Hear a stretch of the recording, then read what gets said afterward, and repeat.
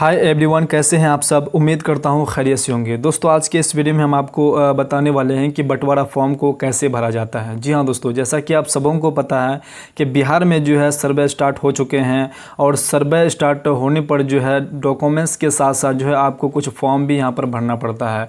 और ये बंटवारा फॉर्म है और ये बंटवारा फॉर्म जो है किन किन व्यक्तियों को भरना होगा और किन किन व्यक्तियों को नहीं भरना होगा, और इसके साथ जो इस फॉर्म के साथ जो है कौन कौन से डॉक्यूमेंट्स आपको अटैच करने पड़ेंगे, सारा डिटेल जानकारी इस वीडियो में हम आपको देने वाले हैं। तो आपसे छोटा सा रिक्वेस्ट है कि अगर आप इस चैनल पर नए आए हैं तो प्लीज़ चैनल को सब्सक्राइब और साथ में बेल आइकन को जरूर प्रेस कर दीजिएगा, क्योंकि इस चैनल पर जो है इस सर्वे से रिलेटेड और ज़मीन से जुड़ी रिलेटेड जितनी भी जानकारी होती है सबसे पहले यहाँ इस चैनल पर आपको मिलता है। तो चलिए बिना देरी किए हम लोग वीडियो को करते हैं स्टार्ट। सबसे पहले जान लेते हैं कि आपको कुछ ये फॉर्म जो कुछ इस प्रकार से आपको मिलेगा, जैसे कि बिहार विशेष सर्वेक्षण एवं बंदोबस्त तकनीकी मार्गदर्शिका, इस प्रकार से आपको लिखा हुआ मिलेगा। उसके बाद वंशावली के आधार पर प्रत्येक उत्तराधिकारी का दखल निम्न प्रकार है।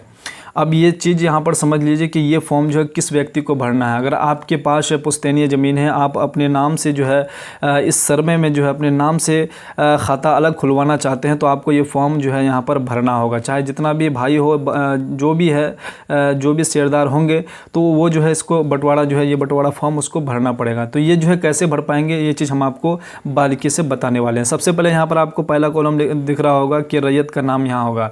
रैयत का नाम जो भी होगा, आपका भाई है जो भी है, तो यहाँ पर नाम लिखना होगा। देखिए जैसे ये आप हो गया, उसके बाद ये आपका भाई, ये जो है 3 गो भाई हो गया। और ये क्या है, ये यहाँ पर 4 व्यक्ति का नाम है। जिन जिन व्यक्तियों का नाम होगा यहाँ पर आपको लिखना होगा। उसके बाद यहाँ पर आपके पिताजी का नाम, तो इन सबों का पिताजी है सेम है, तो इसलिए हमने यहाँ पर डेडस कर दी है, सेम कर दिए हैं। आप भी ऐसा कर सकते हैं।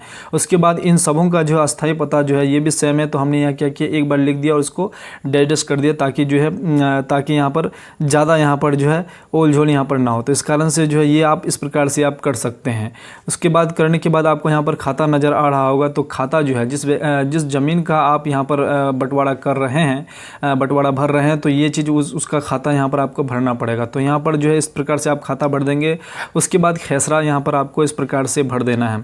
उसके बाद उस ज़मीन पे, उस प्लॉट पे जो है आपका कितना शेयर बनता है, आप उसमें जो है कितना हिस्सा पाएंगे, ये चीज़ यहाँ पर आपको लिखना होगा। तभी आपका जो है अलग से खाता खुलेगा और आपके नाम से जो है अलग से जो है वो ज़मीन अलग से हो जाएगा। तो आपका जितना भी शेयर होगा यहाँ पर आपको लिखना होगा। और आपके मन में एक डाउट होगा कि कोई भाई मान के चलिए कि उसके हिस्से से जो है कुछ ज़मीन बेच दिया है, तो उसका क्या होगा। तो वो अगर बेच दिया है तो वो जितना उसके पास अभी प्रेजेंट में है वो उतना ही उसको यहाँ पर भरना होगा। जैसे कि एक भाई ने यहाँ पर 5 डिसमिल ज़मीन जो है 30 में से 5 डिसमिल ज़मीन यहाँ पर इसने क्या किया है, बेच दिया है। तो ये बेच दिया, तो ये 25 डिसमिल इसको ही अभी यहाँ पर भरना होगा। तो इस प्रकार से ये जो है 3 भाई यहाँ पर नहीं बेचे, तो ये लोग 30-30 करके यहाँ पर लिख दिया गया। उसके बाद जो है इस प्लॉट का जो है अभी वर्तमान में जो चौहद्दी है, उसका जो वर्तमान में चौहद्दी है, चौहद्दी उसको देना होगा, क्योंकि चौहद्दी अगर नहीं देते हैं तो फिर बाद में आपको दिक्कत हो सकता है। तो यहाँ पर आपको चौहद्दी देना बेहद ज़रूरी है। और चौहद्दी जो अभी दीजिएगा अभी वर्तमान के स्थिति में, अभी आपके प्लॉट का अगल बगल का जितना भी व्यक्ति होता है उसी को चौहद्दी कहा जाता है। उसी का नाम आपको यहाँ पर अटैच करना पड़ता है। फॉर एग्ज़ाम्पल मान के चलिए आपका कोई फॉर एग्ज़ाम्पल ये कोई आपका ये प्लॉट है, तो ये प्लॉट के चारों और कोई भी हो, मान के चलिए कोई रास्ता है, ये कोई मान के चले रास्ता है, तो आपको रास्ता दर्शाना है। या फिर कोई व्यक्ति का दूसरा प्लॉट है यहाँ पर इस प्रकार से, तो उस व्यक्ति का नाम आपको यहाँ पर देना है। तो ये चीज़ जो है चौहद्दी आपको देना बेहद ज़रूरी है। इस चौहद्दी के अनुसार भी आपका जो है ज़मीन का ब्यौरा बाद में आपको ढूंढने से मिलता है। तो इस कारण से चौहद्दी देना आपको बेहद ज़रूरी है।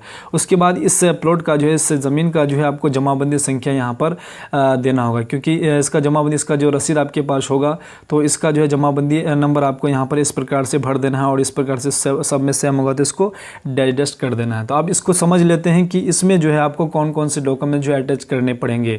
और ये जो है ये फॉर्म कौन व्यक्ति जो है इसमें नहीं भर सकता है। देखिए वही व्यक्ति नहीं भरता है, नहीं भरेगा, क्योंकि अगर जिसका अगर सिंगल केवला है, अगर वो खुद उस ज़मीन पे अगर केवला किया हुआ है, तो वंशावली का 3 का एक भरना पड़ेगा फॉर्म, और ना इसका ये भरना पड़ेगा। उसको जो है एक ही प्रपत्र 2 फॉर्म भर के जो है उनका हो जाएगा। तो यहाँ पर जो है अगर जिसका शेयरदार ज़मीन है उसको जो है ये तीनों फॉर्म जो है यहाँ पर भरना होगा, तीनों चारों यहाँ पर फॉर्म भरना होगा। देखिए इसमें जो है कौन कौन से डॉक्यूमेंट्स हम लोग देख लेते हैं कि इसमें कौन से डॉक्यूमेंट्स अटेंच करने पड़ेंगे। यहाँ पर कुछ लिखा हुआ ये पढ़ लेते हैं कि मैं हम लोग का उल्लेखित भूमि पर शांतिपूर्वक दखल कब्जा है तथा भूमि शोवाद से मुफ्त है, अतः प्रपत्र में अंकित वंशावली के आधार पर तथा प्रश्नगत भूमि में उत्तराधिकार और बंटवारा के आधार पर मेरे हम लोगों के नाम पर सर्वेक्षण प्रक्रिया से तैयार होने वाले अधिकार अभिलेख में खाता खोलकर संबंधित खेसरों को प्रविष्ट करने की कृपा करें। यहाँ पर मिस्टेक कर दिया है कि करने की यहाँ पर कृपा की जाए, तो ये चीज़ यहाँ पर लिखा हुआ है। उसके बाद यहाँ पर देख लेते हैं कि इसमें जो है आपको कौन से डॉक्यूमेंट्स लगने वाले हैं। देखिए यहाँ पर आपका जो है मृतक जमाबंदी रैयत की मृत्यु की तिथि या फिर वर्ष, इसका आप डेथ सर्टिफिकेट दे सकते हैं, उसका डेट या फिर तिथि आप वर्ष आप यहाँ पर भर सकते हैं। उसके बाद दूसरे नंबर पर है जमाबंदी संख्या की विवरणी, मालगुजारी रसीद। आपके पास इस जमीन का ब्यौरा जो आपका रसीद होगा वो रसीद का आपको 6 प्रति यहाँ पर इसके साथ देना होगा। उसके बाद खतियान की नकल, आपके पास अगर खतियान से अगर आप अपना बंटवारा कर रहे हैं उसी से आप अगर ना सर्वे करवा रहे हैं तो उसका आपको 6 प्रति यहाँ पर देना पड़ेगा। उसके बाद यहाँ पर जो है दावाकृत भूमि में संबंधित दस्तावेजों की विवरण आपको यहाँ पर देने होंगे। उसके बाद अगर समक्ष न्यायालय का आदेश हो तो आदेश की सच्ची प्रति आपको वहाँ पर लगाना पड़ेगा। जो आपका अगर कोर्ट का जो आदेश से जो आपका जजमेंट पेपर होता है वो आपको यहाँ पर अटैच करने पड़ेंगे।